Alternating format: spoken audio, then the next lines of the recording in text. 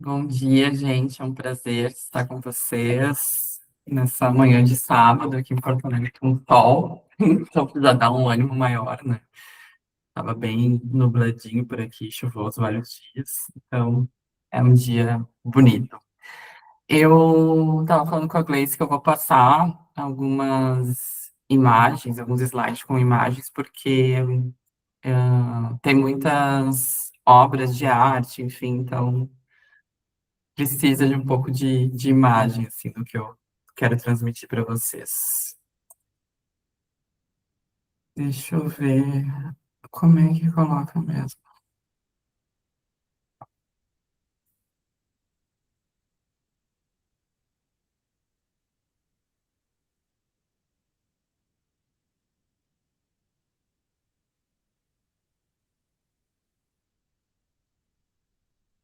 Tá aparecendo aí para vocês? Ai, Tá ótimo. sim, Carol. Perfeito. Então, gente, o tema que eu escolhi para falar hoje é o tema do meu doutorado. Faço doutorado na psicologia social aqui da URGS, né? E o título é Eu Não Sou uma Mãe, as maternidades negras impossíveis, né? Aqui eu trouxe um recorte um pouco mais ligado à psicanálise, mas vocês vão ver que com várias outras, enfim, não é disciplinas, né? Mas outras epistemologias, porque a psicanálise também não dá conta, né? Nem tem esse objetivo. Então, como eu disse, tem a arte, tem a sociologia, a história, outros saberes. Agora, como é que para testei o slide. Ah, tá, eu clico ali, vai.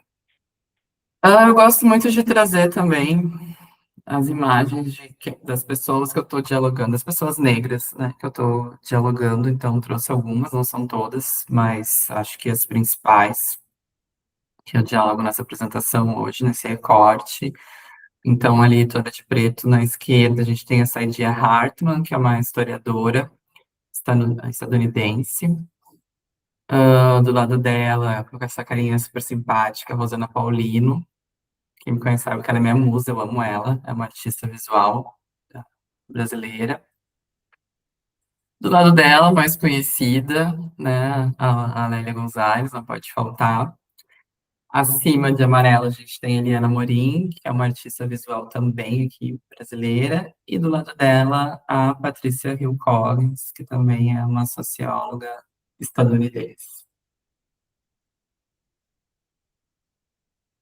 Eu começo, então, a pensar, a gestar essa pesquisa com me apoiando em várias mulheres negras que vieram antes, né? Então, a Sojourner Truth tem uma importância fundamental, né?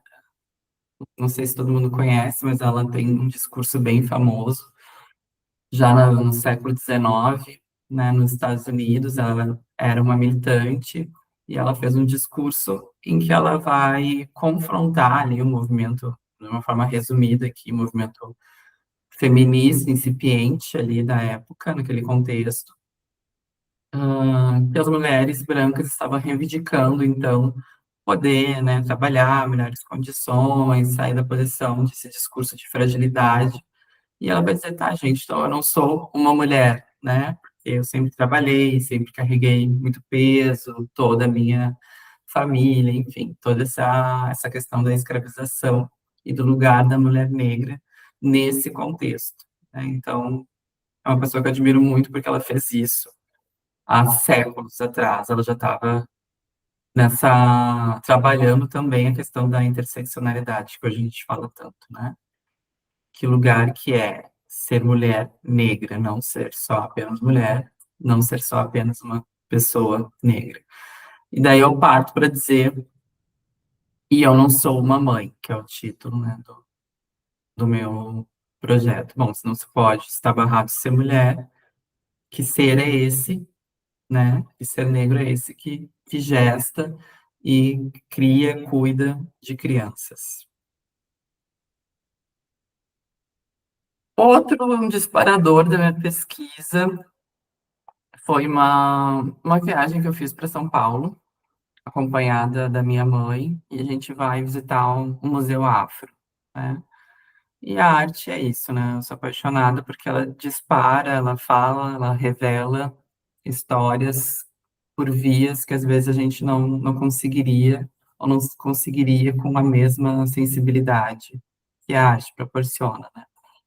Então, ela estava acompanhada da minha mãe, ela vai olhando a exposição, ela vai contando histórias da família que eu não conhecia. Ai, um ferro de passar roupa, literalmente de ferro, que tinha que botar brasa. Ela me conta que a minha avó tinha um igual, nananã, e assim vai. Ali eu não quero ir, aquele ali me lembra meu tio-avô. Várias histórias familiares que eu entrei em contato. E tinha uma parte, né, não sei se ainda tem, isso faz uns 3 anos, que era só das amas de leite no Brasil, né? E esse é um- uma coisa importante, assim, uma posição importante para a gente pensar, né? Esse passado presente da escravização em relação às mulheres negras, o que significou ser ama de leite e depois amas secas, nesse contexto. E de todas as imagens, as obras, as fotografias, eu localizei essa, que foi a que mais me chamou a atenção, por dois motivos. Primeiro, que era a única que tinha um nome próprio, né? As outras eram Ama de Leite, Fulano de Tal, né? Fulano de Tal tinha sobrenome, a Ama de Leite não tinha nem sequer um nome. E aqui eu localizei, então falei, gente, olha só, ela tem um nome, né? O nome dela é Mônica. E eu fiquei minutos assim olhando também o quanto de agência, o quanto de vitalidade, vivacidade é possível preservar, mesmo num contexto super opressor como o da época. Então, se a gente pensar, a Mônica está aqui encarando a câmera com um olhar altivo, né, com toda uma postura, o menino, né, que ela cuidou, maternou, amamentou, também dá para ver uma relação de afeto, de confiança, né? Inclusive também era por isso que muitas fotografias eram tiradas junto com as amas, né? Porque era como a criança, com quem a criança ficava mais parada, porque a fotografia da época exigia, né, um tempo ali maior que tu ficasse parado para que a fotografia não saísse toda borrada. Então, a gente está falando de afeto, a gente está falando de agência, a gente está falando de violência, tudo junto, né? E como o Alan Castro fala, o Brasil poderia ser resumido, né, nessa imagem. Também é uma outra obra que estava presente lá no Museu Afro, e eu pensei, bom, que triste essa cena, né? Porque ela, quem está ali sendo nutrida pela mãe negra é o bebê branco. Mas depois eu pensei, bom, o bebê negro está ali e ele está vivo, né? Ele está vivo, ele está gordinho, daí a gente começa a fabular, né? Ele está alimentado, ele está descansando. E ele, por mais que tenha esse afastamento, né? Não está ali no colo da mãe, mas está com a sua mãe e a sua mãe está olhando para ele. Então, eu comecei a querer entender não só o que se reproduz de violência, de inferioridade das mulheres negras, mas quais são as estratégias de resistência, de existência e de produção de vida, né? Que nessa produção de vida também é compartilhado muitos elementos culturais, enegrecidos, saberes ancestrais, africanos, afrodiaspóricos, né? Então, se a gente está aqui hoje, nós pessoas negras, é porque nossas mães, principalmente, inventaram, tiveram toda uma sapiência da diáspora, né, que nos permitiu chegar até aqui.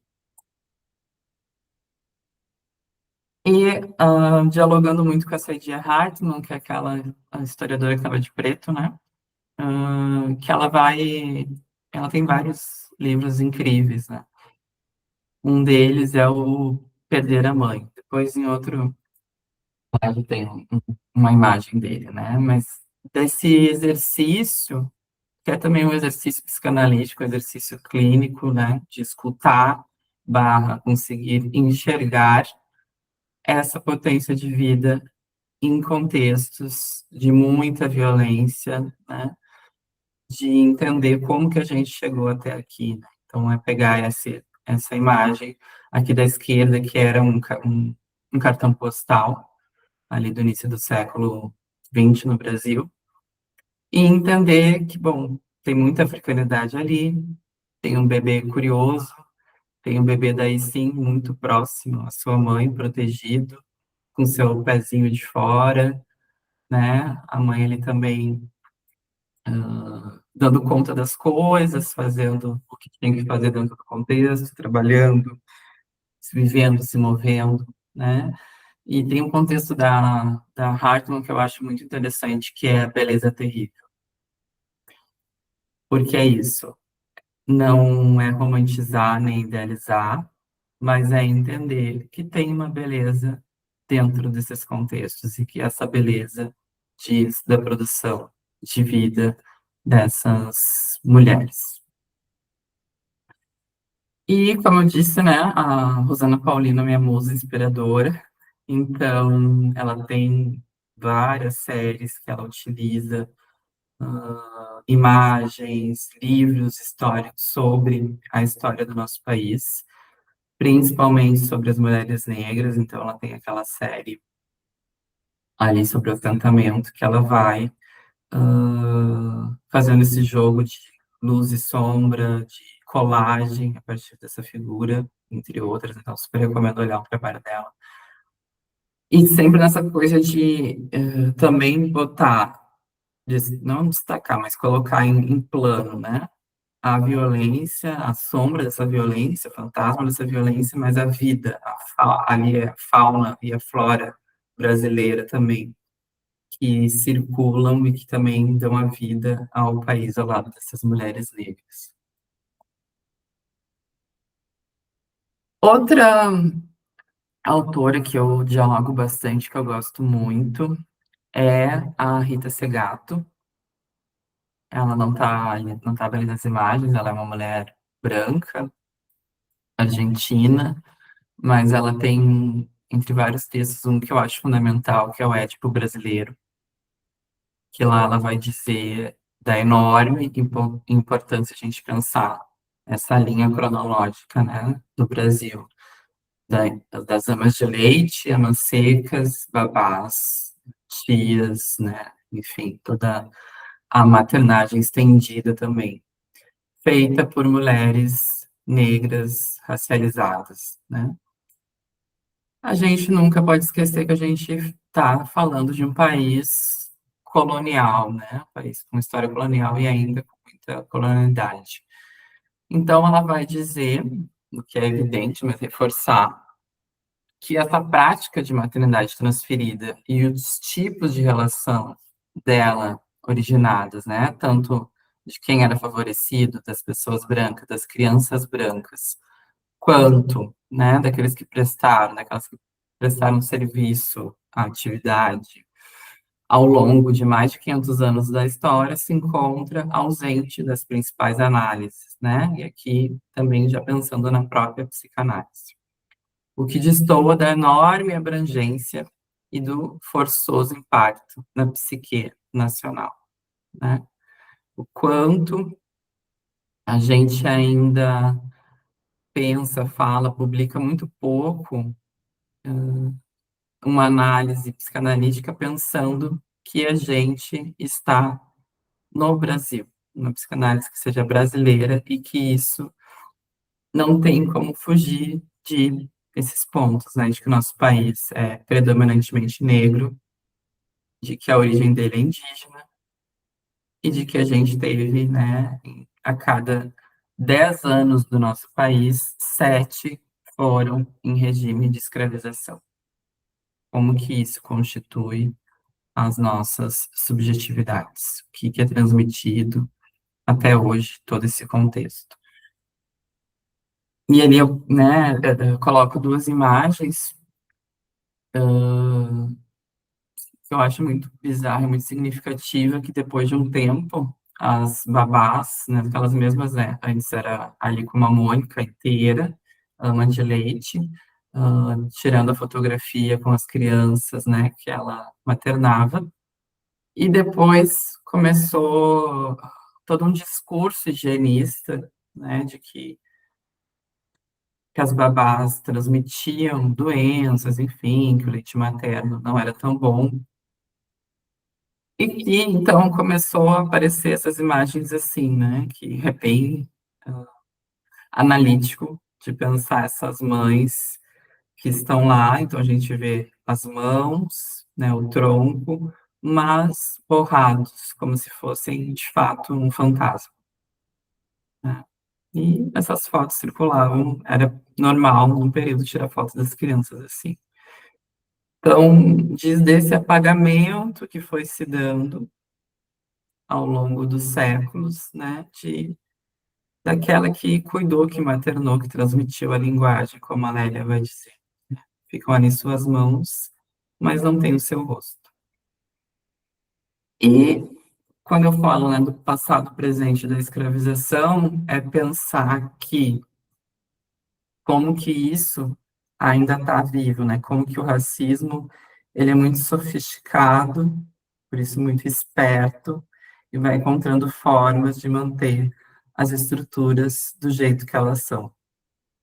Então, associei ali com um filme que eu gosto bastante, que é o Que Horas Ela Volta, né? Que tem ali a Regina Casé representando essa babá racializada, nordestina, que tem o seu lugar até ali, né? Desde que ela não saia do script destinado para ela, que é um script de sim transmitir muito afeto àquela criança, maternar criança, que no caso já era uma adolescente, né, que tem muitos anos, mas sem reivindicar direitos, sem se subverter, sem ser insurgente.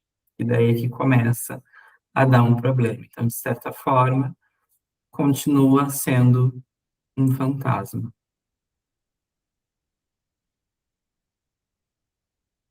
Aqui também, para reforçar essa ideia, né, de como a arte vai revelando os nossos fantasmas, nossas sombras sociais. Então, a gente tem a primeira imagem, que é uma fotografia tirada no pós-abolição, né, 1899, de uma criança brincando, né, com a babá. E essa babá, de novo, né, tá ali com o seu corpo muito à disposição, né? Então, se a gente pensar também em termos psicanalíticos, qual eram os limites ali, né? Uma relação que é praticamente de posse daquele outro corpo, que é o mesmo corpo que está maternando e cuidando. E, de novo, né, tem uma agência ali nessa mulher negra que olha fixo para a câmera, não dá para ver muito bem, mas ela está com um bracelete de ouro, né? Então, sempre tem agência nas brechas. A Rosana Paulino tem uma série, Dama de Leite, de 2015, então tem várias obras interessantes ali. Ela também faz esse jogo de sombras com essa fotografia.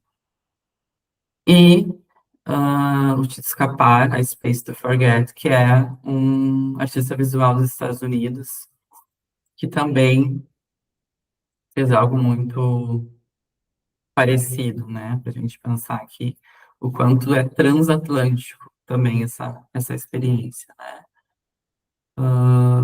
De colocar as cores, ou seja, tem uma vida ali, mas o que que é algo que essa mulher em 2014 continua carregando nas suas costas? Que peso é esse? Que fantasma é esse?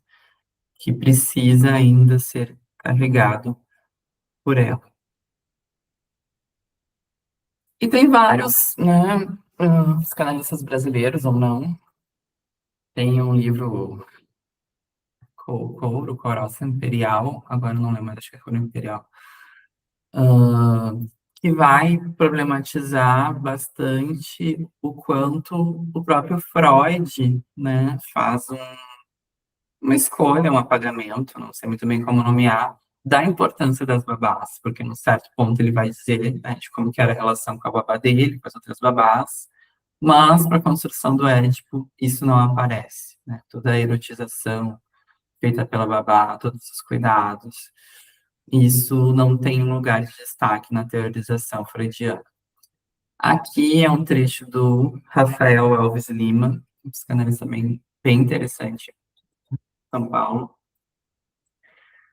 e, entre outras pessoas, vai trazer essa discussão para o campo psicanalítico do Brasil, né? Que é isso, é mostrar como que a gente pode, como que se explica, né, um país em que o exercício real e concreto da maternidade é desempenhado por babás, e de novo, né, mama de leite, ama seca, babás, fazendo sair do tempo, e que isso não aparece, né, nas problematizações em torno do Édipo, de várias questões da subjetividade.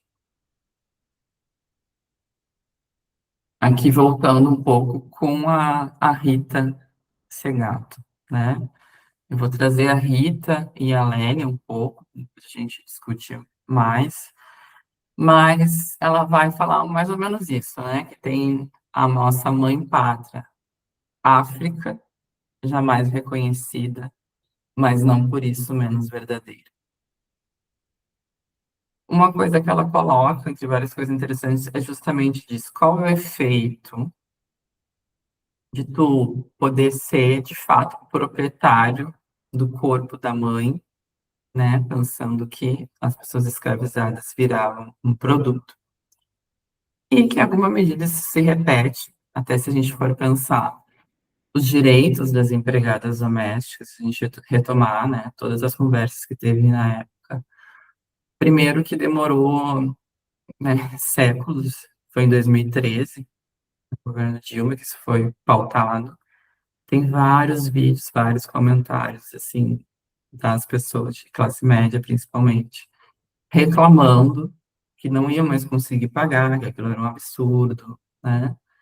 Porque, bom, o trabalho de cuidado já se é um trabalho muito desvalorizado, né? Tanto por mulheres brancas quanto por mulheres negras.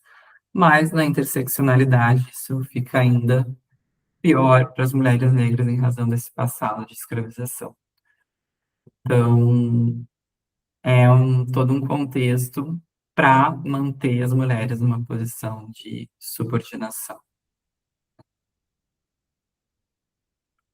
Então, o que ela vai também falar, e muito dialogando com o Rafael, com a McClintock, é de, bom, a criança, né, como a gente sabe, como é que se constitui o sujeito, ela vai produzir uma relação de intimidade com aquela mulher negra, né, um parentesco de seio, como ela diz, né, o que que se passa ali nesses laços pelo seio materno, pelo leite, que é isso, é associado ao erótico, é associado a várias coisas que vão libidinizando aquele bebê, mas que tem todo um atravessamento das políticas coloniais, né, que vão aos poucos impedindo que aquele afeto se mantenha, né? Não se pode amar uma mulher negra, não se pode colocar num lugar de destaque uma mulher negra.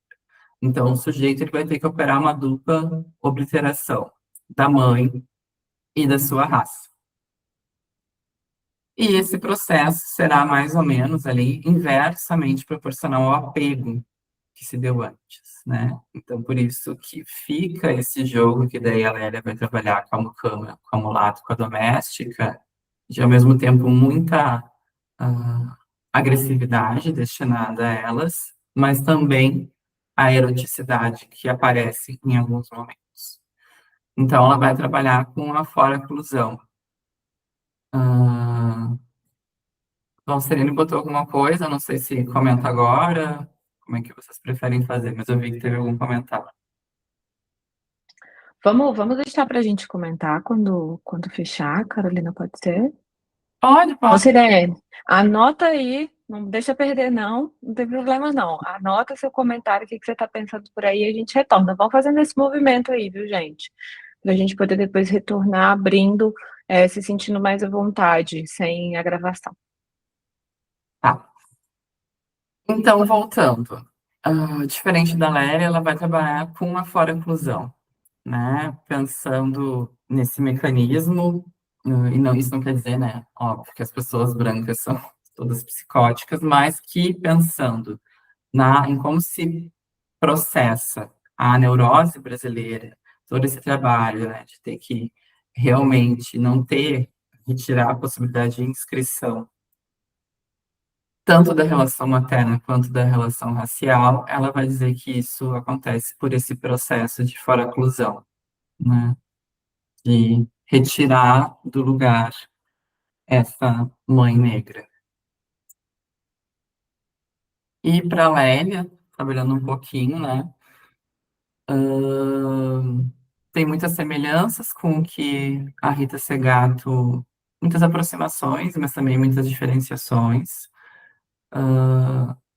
A Lélia vai dizer que a mãe preta é a mãe. A Rita Segato diz mais ou menos, né, aqui, um resumo, de que tanto a mãe branca quanto a mãe preta são as mães. E, bom, ela vai utilizar principalmente ali no racismo, sexismo, na cultura brasileira, né, uma análise ali da mulata, da doméstica e da mãe preta, e da mucama também. E é um pouco aquilo que eu venho falando de ter um lugar, sim, né, que é sobre, de prioridade, mas que isso não é tudo, né? Que a doméstica, a mãe preta, elas sempre tiveram estratégia de continuar existindo, se inscrevendo, desejando dentro do que é, né? Dentro desse contexto de muita aridez, assim, discursiva, digamos. Então, ela diz isso, né? Que a mãe preta é a mãe, que vai ser responsável por todos os cuidados, pela todo o processo de constituição desse sujeito, e uma das coisas muito interessantes que a Lélia diz é que é dessa rasteira da mãe preta, né? O que é essa rasteira? Que, bom, a mãe tem uma importância, né? A mãe, como essa figura principal de cuidado, tem uma importância muito grande, né, na constituição do sujeito. Então, ela vai transmitir a linguagem, né? E que linguagem é essa? É o português, que não é, então, o português de Portugal, não é o português colonial, mas é esse português perpassado por elementos africanos, afro-brasileiros, afrodiaspóricos, né? Então, ela transmite negritude ao bebê, né? Então, é isso. Porque que a nossa mãe, né, é a África, né? Porque também é pensar nessa transmissão entre e para as pessoas brancas do português, da africanização, né? E aqui ela vai dialogando também com a psicanálise lacaniana, né? Entendendo que toda o significado que a linguagem tem para o sujeito, né? Aqui pensando, gente, um estudo mais atual, né, da Ana Paula Zatti Braga. Inclusive, o livro dela foi finalista ali do Jabuti em 2022, pela Blucher, que é Os Muitos Nomes de Silvana. Aqui é interessante para a gente pensar isso, né? Esse passado presente da escravização. Ela parte de uma pesquisa em escolas de São Paulo, com adolescentes, e ela começa a se dar conta, entre outras coisas, que era muito comum que esses adolescentes negros, fossem chamados de filhos da puta. Além disso, ela percebe uma maior vigilância da escola, né, em relação a essas mães. Então, se a gente for pensar, e aqui é ela, né, que pensa, só coloca em outras palavras, como ainda as mulheres negras são vistas como uma propriedade, né? E não eram marcadas como filhas, né, filhas da puta, como putas, por serem mães e pobres, mas principalmente pela sua negritude, né? Esse traço que ocupa um lugar central no nosso imaginário no Brasil e que vai influenciar profundamente as formas de reconhecimento, pertencimento e inserção na rede discursiva, né? Então, é como se os filhos da Silvana, dessas mães negras, fossem frutos de uma relação de dominação e não de desejo, não de decisão de um casal, mas de um relacionamento inerente a uma relação de servidão, né? Esses filhos da puta, esses filhos bastardos, esses filhos sem pai, que remetem de novo ao período da escravização, né? E isso vai produzir, né, as possibilidades de nomes da Silvana, o empobrecimento, né, uma espécie de desertificação no campo discursivo e pulsional, né? Então, ela vai dizer, por exemplo, que a Silvana era mais chamada para as reuniões da escola, discurso entre as professoras, entre a instituição, e aqui não é para culpabilizar as professoras, né, pensando no racismo também institucional que a gente conhece, de que discurso como, mas para fazer as unhas ela tem tempo, por que que ela não vem cuidar da filha dela? Porque essas coisas de uma vigilância muito mais intensa para as mulheres negras se encaixarem naquilo que já é extremamente restritivo do que significa ser mãe, né? A mãe boa, cuidadosa, que está sempre disponível para os filhos, mas que ao mesmo tempo é muito perverso, e as mães negras não conseguem fazer isso. E aqui eu trago essa ideia, eu disse, né, que ia ter um pouco da capa do livro dela. Esse livro é um livro muito bonito, ele é pesado, mas ele é muito bonito, porque ela vai fazer uma pesquisa, ela recebe uma bolsa e ela vai para Gana, então, pesquisar, mas ela vai dizendo quanto que ela tem essa ideia de encontrar uma mãe, né? No sentido simbólico de, bom, ela está nos Estados Unidos, mas ela é uma mulher negra, que não se identifica lá, que quer um contato com a sua história, que quer entender de onde ela veio. E ela vai na viagem e vai percebendo o que é mais ou menos óbvio, de que é impossível, né, retomar, encontrar essa mãe perdida, porque a África também não é, digamos, a mãe dela, não é essa África, enfim, que tem pessoas que vivem de uma outra forma, que também sofreu várias consequências do processo colonial e que lá em alguns momentos nem como negra ela era vista, né? Enfim, outras categorias, outros posicionamentos sociais. E daí ela vai ao longo do livro contando, refletindo, fazendo pesquisa da história em torno disso, né? Como na verdade, conseguir se aproximar dessa mãe perdida e como lidar com o desamparo de saber que tu nunca vai encontrá-la, né? Como sair dessa idealização de que, bom, eu vou ter um retorno meio Wakanda, em que todas as pessoas, né, negras ah, estarão numa posição de conforto, serão amigas, todo mundo se conhece, todo mundo se materna. Bom, a gente tem que lidar, encontrar forma de lidar com a imensa violência dessa ruptura que também provocou afastamentos, diferenciações, inscrições de negritude, de africanidade, como a gente quiser colocar, em diferentes contextos, né?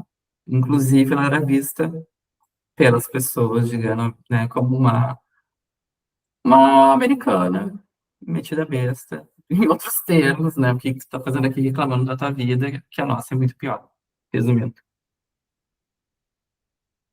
Então, ela cria um método, né, que eu acho muito interessante, que que diz um pouco disso, né? Como que a gente não fica também gozando de olha como é difícil, olha como os negros sofrem, olha como a história da escravidão foi horrorosa mesmo, né? O que que a gente vai fazer? Ela olha muito para isso, como eu disse, é um livro pesado, ela é historiadora, ela vai falando dos fatos, mas ela produz esse método pensando em como não restringir a história, as narrativas das pessoas negras ao arquivo, né?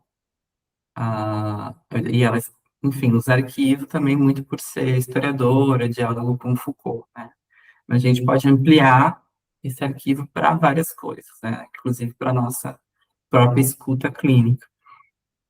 Como que a gente pode pensar as pessoas negras saindo da posição de objeto, né, de serem analisadas, pensadas, estudadas por um viés predominantemente branco, né, para pensar o que que elas mesmas estão falando sobre si, o que que essas histórias que ficam à margem, como eu falei ali, né, nas imagens, um bracelete, um olhar, uma pose, possibilidades de brechas de existência que vão deslocando, né, dessas narrativas de captura para narrativas que tornam possível imaginar outras formas de existência, né? E ela fala, por que que é fabulação crítica? Porque não é qualquer fabulação, é uma fabulação embasada em pesquisas, né?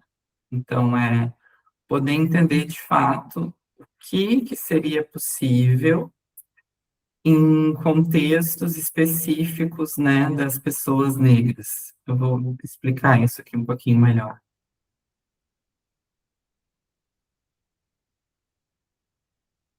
Exclusivamente pela violência, mas pela potência de invenção, de autonomia e de futuro.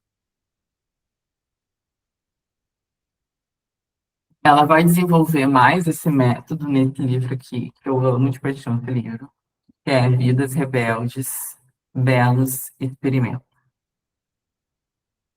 Ela está aqui dialogando com o contexto estadunidense ali do século XX, 30, então já é o pós-abolição, e principalmente com as jovens negras, né?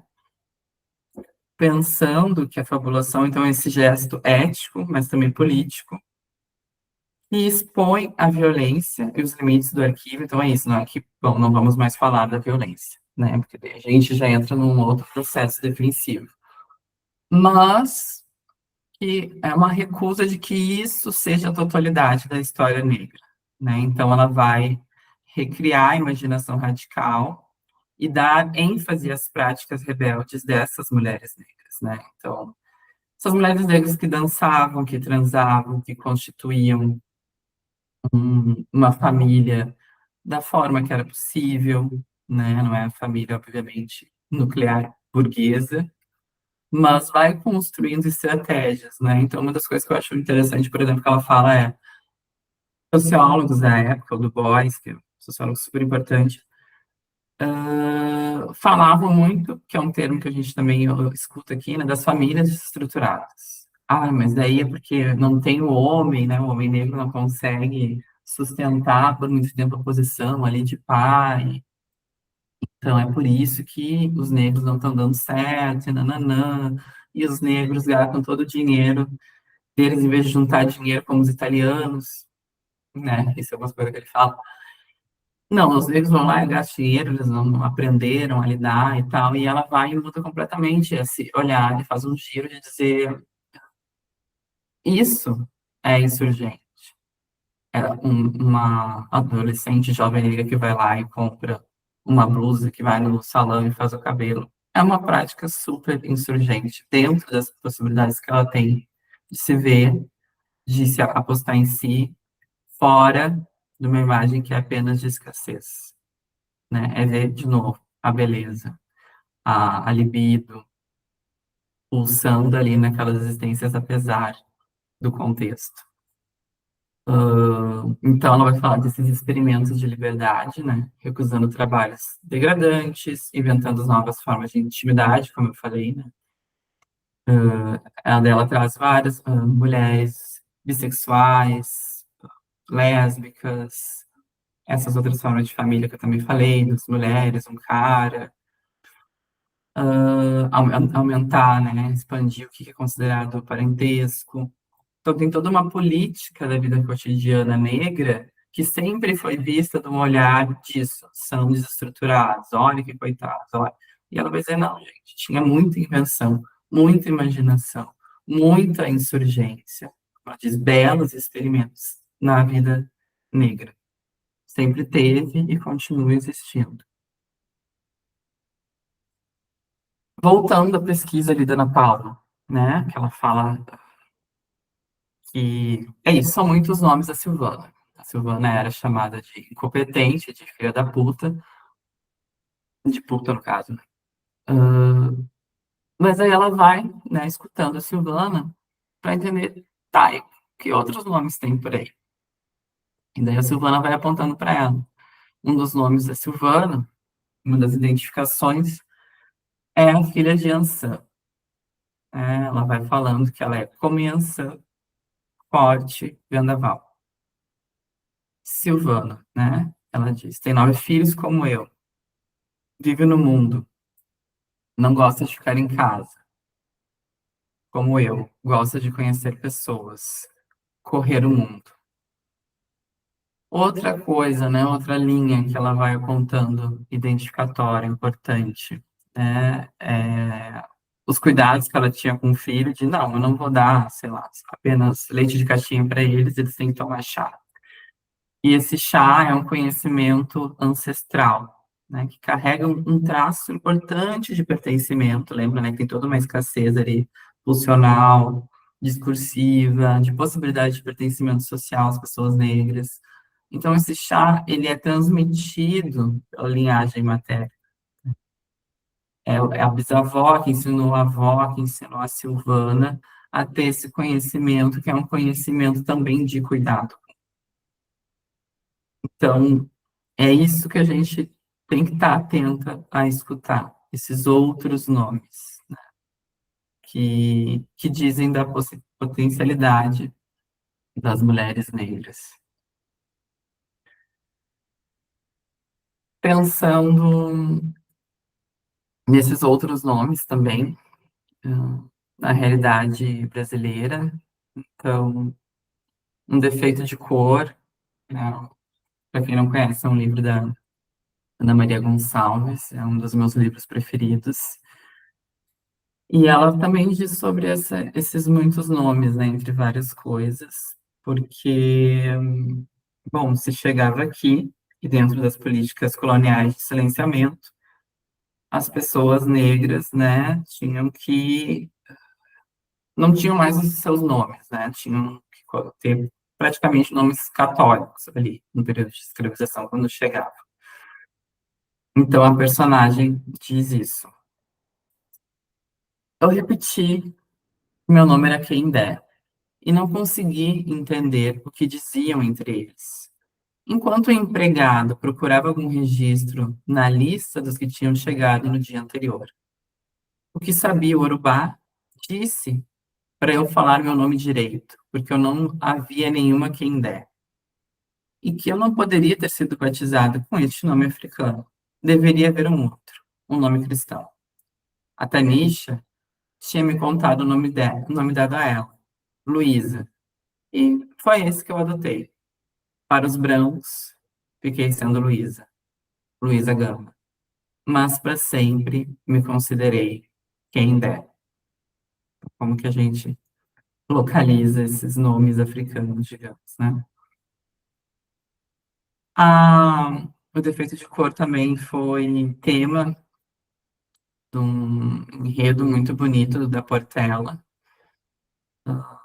em que diz disso, né? Como as mães negras, a África é a nossa pátria, e as mães negras são as nossas mães do Brasil, né? A mãe, a figura mítica mãe do Brasil.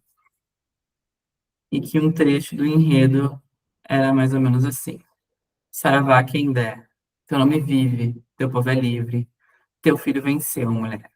Em cada um de nós, derrame seu axé.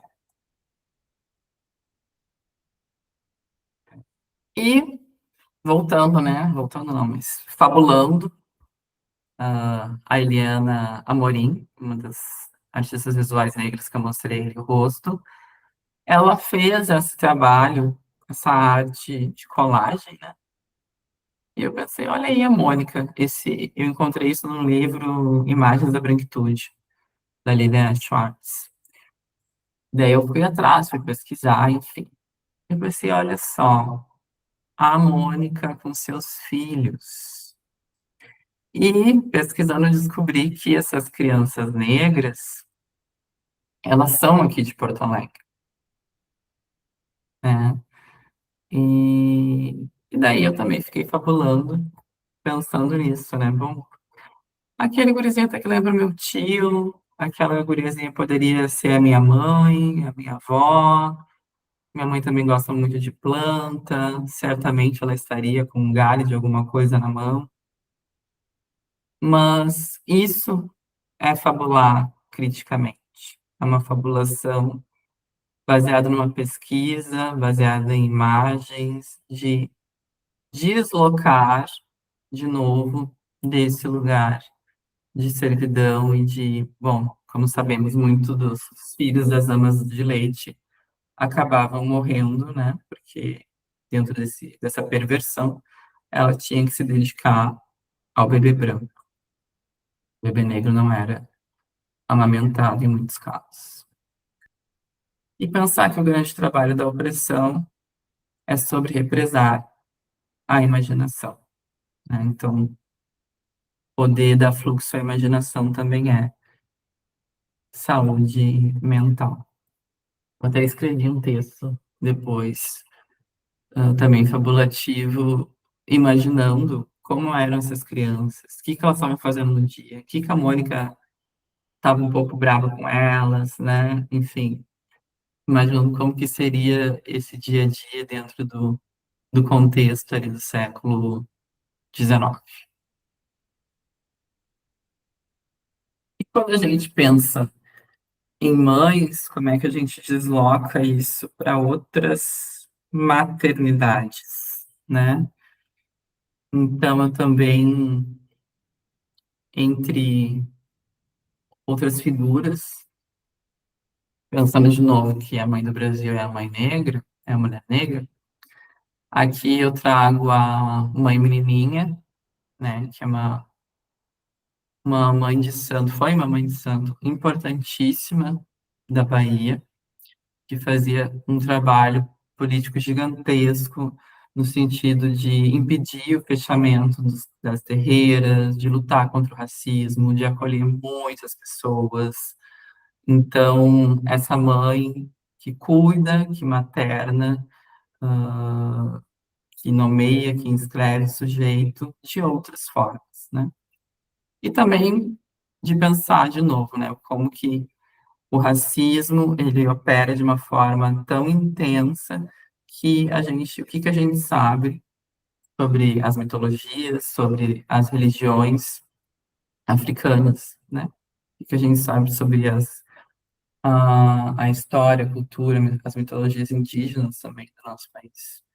Como que a gente vai escutar isso na clínica se a gente sabe tão pouco.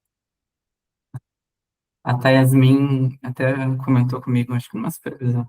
Não sei se vocês conhecem, a Yasmin é uma psicanalista daqui do Sul também.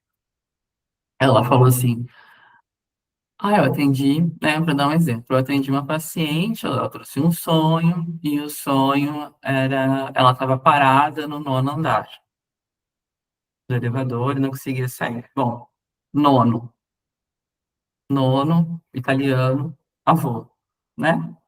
A gente consegue fazer essa associação. Ainda mais aqui no Sul, que a gente tem essa questão com a imigração italiana muito forte, né? Mas e quando surgem, né, outras nomeações que são ligadas ao africano, ao negro, ao indígena? Isso passa, a gente consegue. pegar, né, o quanto que a gente precisa, de fato, estudar, conhecer, sentir, vivenciar mais do nosso país. Ali do lado da mãe menininha, tá a tia Seata, que é considerada a mãe do samba no Brasil. Então, ela também tinha uma função política importantíssima, né, de preservação do samba, né, o samba foi criminalizado, perseguido, assim como as religiões de matriz africana são até hoje. Então, era na casa dela, era juntar recursos financeiros, era fazer comida para todo mundo, era, né, poder gestar o samba, que é um dos elementos, né, cruciais da nossa cultura. Então, um pouco de pensar essas maternidades mais estendidas. Aqui, de novo, com a Rosana Paulino, ela tem uma série que se chama Assentamento. Ela vai pegar, né, uma imagem de uma mulher negra que estava num, tipo um catálogo, assim, um livro de racismo eugenista, né? Então era meio em posição de catálogo, costas, frente, perfil dessa mulher nua, né? Meio que mais ou menos no sentido assim de analisar a inferioridade do corpo das pessoas negras, né? E ela recorta isso, ela vai imprimir em tamanho real e ela vai, a partir disso, fazer essa obra, né? Aqui eu sou apaixonada por essa, porque diz, então, muito disso, né? Da mãe negra ser a mãe do Brasil. Ela que gesta um bebê com muitas raízes, né? Ali no solo brasileiro. Então, é como se o Brasil estivesse ali nascendo e sendo nutrido, segue sendo nutrido até hoje, por essas mães. Daí eu escrevo assim: mulher, ventre negro, corpo colheita fértil, mulher negra, seu corpo vida, rega as raízes crespas. Corpo negro, mulher livre, grita canções de ninar a casa, que brota em nossos ouvidos. Mulher negra, mãe terra preta, sua alma pesada, dança com pés de barro, seus seios suaves, a sede da lama. Mulher, corpo negro livre, fruto da plantação, e é das negras sementes que nasce o seu filho, Brasil. Termino, né, esse primeiro momento com uma artista também aqui do Sul, uma obra dela, né, que é Isso Eu Sou, porque elas vieram antes. Uma frase que a gente escuta, mas é isso, ela realmente é muito importante. Que é a Mitty Mendonça. Essa obra está também no meu projeto de doutorado, quando eu termino a minha dissertação e converso com a minha mãe e me dou conta da importância disso, né? Que ela foi online, enfim, a defesa, mas que ela estava ali do meu lado o tempo todo e dizendo, bom, filha, eu não entendi muito bem o que essas professoras falaram, mas deu certo, né? Então, parabéns.